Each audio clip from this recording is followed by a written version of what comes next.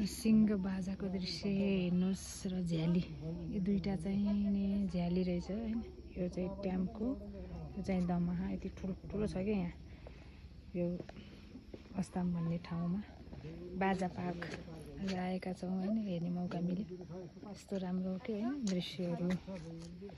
अनि यहाँ चाहिँ ठुलो पोखरी भन्ने रहेछ कि ठाउँको नाम। अब यहाँदेखि चाहिँ नि पोखरी हेर्नुहोस् न कति राम्रो पोखरी भन्ने ठाउँ। अनि यहाँ पुरानो घरहरू हैन, कति राम्रा घरहरू हैन, फुलहरू अनि डाँडा काँडा सिनहरू हेर्नुहोस् त कति राम्रो।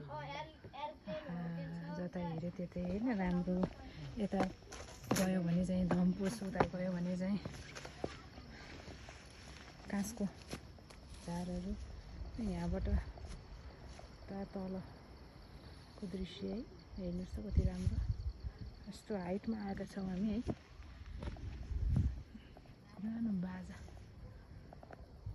कस्तो राम्रो बाजा। अनि यहाँ बसेर मजाले हरियाली दृश्यहरू हेर्दा यो पोखरी बिचमा रहेछ, यसै पनि थप अझै राम्रो देखियो है।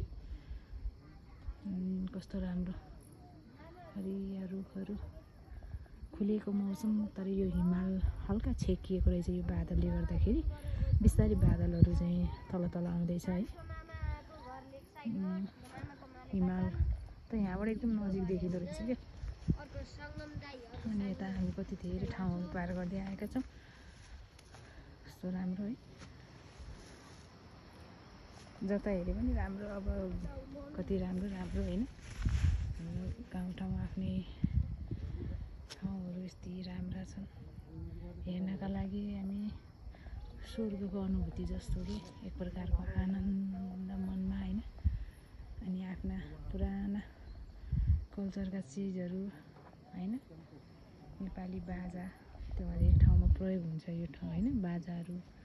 अब हामीले आफ्नो संस्कृतिको संरक्षण गर्दै माया पनि गर्नुपर्छ र आत्मसात पनि गर्नुपर्छ। र आउँदो पुस्ताहरूलाई पनि हामीले होइन, यो त अब आजकल त नेपाली किताबहरूमा पनि देखाइएको हुन्छ कि। अब अहिलेको बच्चाहरूलाई चाहिँ अब त्यति थाहा हुँदैन नि त। आफ्नो संस्कृति होइन प्रति चाहिँ सबैजना